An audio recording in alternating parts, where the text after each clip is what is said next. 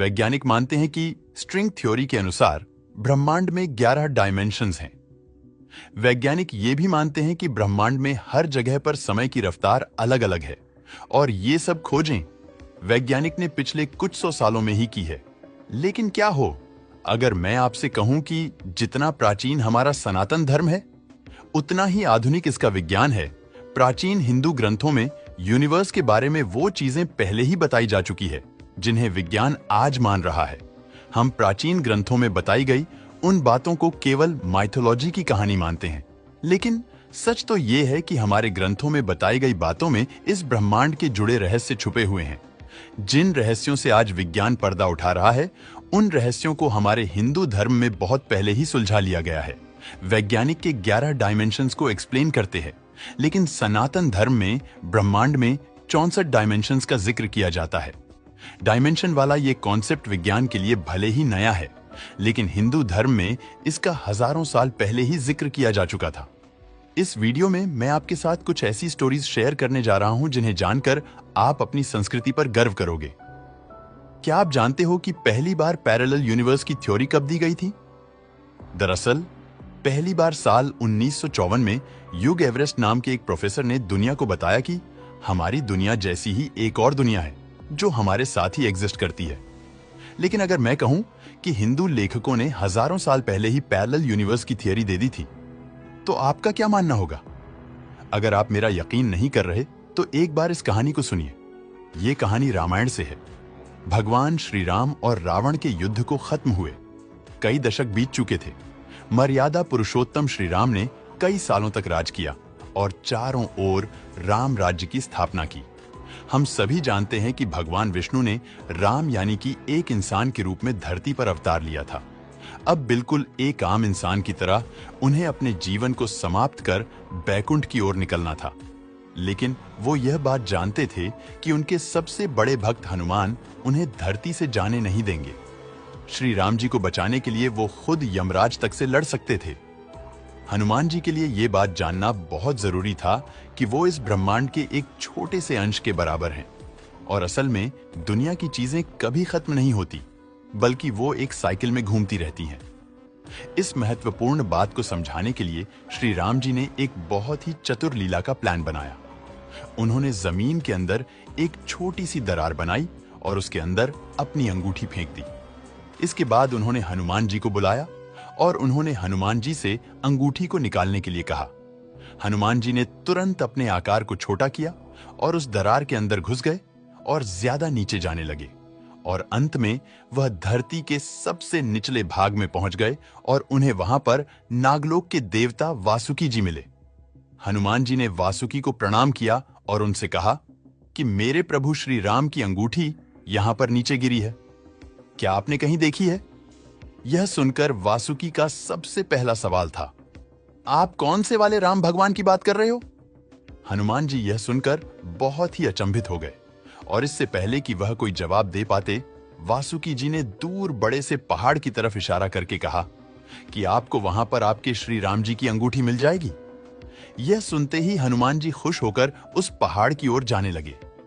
लेकिन जब वो वहां पर पहुंचे तो उन्होंने देखा कि यह पहाड़ पूरी तरह से सोने की अंगूठियों से बना हुआ था।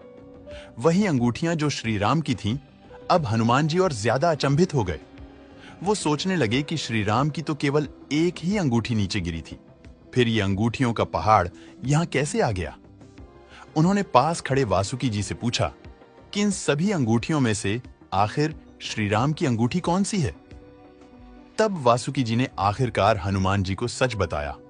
उन्होंने कहा कि हर ब्रह्मांड के हर त्रेता युग में प्रभु श्री राम एक दरार बनाकर अपनी अंगूठी यहां पाताल लोक में फेंक देते हैं, ताकि आपको ज्ञान हो सके कि आपके प्रभु श्री राम इस अनंत ब्रह्मांड में इकलौते श्री राम नहीं हैं, बल्कि बिल्कुल इसी काल की तरह दूसरी दुनिया में भी प्रभु श्री राम बिल्कुल ऐसी ही लीला रच रहे हैं।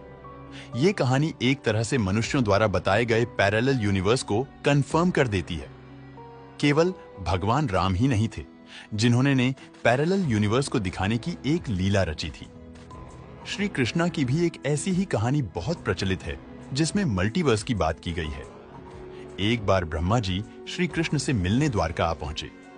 श्री कृष्ण के महल के सामने कुछ द्वारपाल खड़े थे।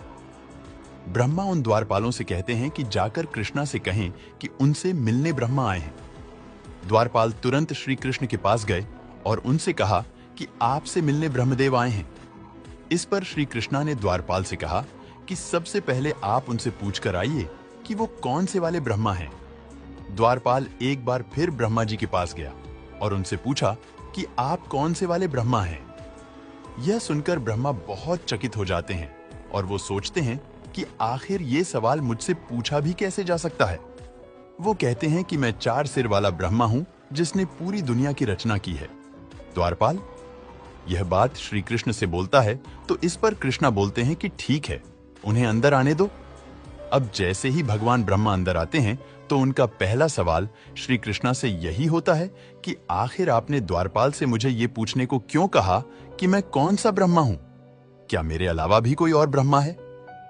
कृष्णा ने ब्रह्मा के इन सवालों का जवाब देते हुए एक दिव्य दृष्टि दिखाई जिसमें उन्हीं की तरह कई सारे ब्रह्मा थे। श्री कृष्णा को देखकर उन सभी ब्रह्माओं ने अपने अपने सर आदर से झुका दिए। ये देखकर 4 सिर वाले ब्रह्मा परेशान हो गए। उन्हें समझाते हुए श्री कृष्णा ने कहा कि मैं अनगिनत ब्रह्मांडों की देखभाल करता हूं और हर एक ब्रह्मांड के पास अपना एक ब्रह्मा है।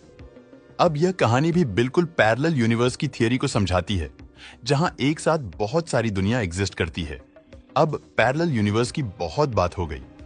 हमारे हिंदू पुराणों में एक और साइंटिफिक कॉन्सेप्ट है।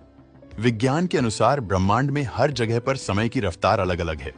ब्रह्मांड में कहीं पर समय धीमी गति से चल रहा है तो कहीं पर समय की रफ्तार बहुत ही तेज है। अब अगर हिंदू पुराणों की माने तो उसमें एक प्रचलित कहानी है जिसमें कुछ ऐसी ही घटना घटी थी। राजा काकूद को अपनी बेटी रेवती से बहुत ही ज्यादा लगाव था।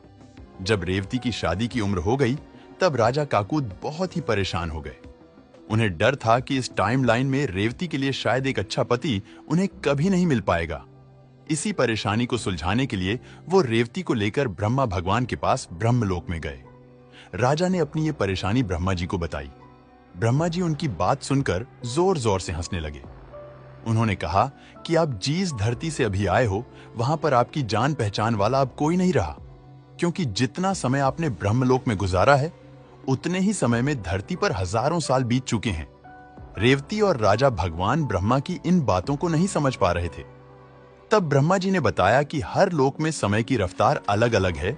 जब तक रेवती और राजा ब्रह्मलोक में थे तब तक धरती पर करीब 100 मिलियन साल गुजर जाएंगे।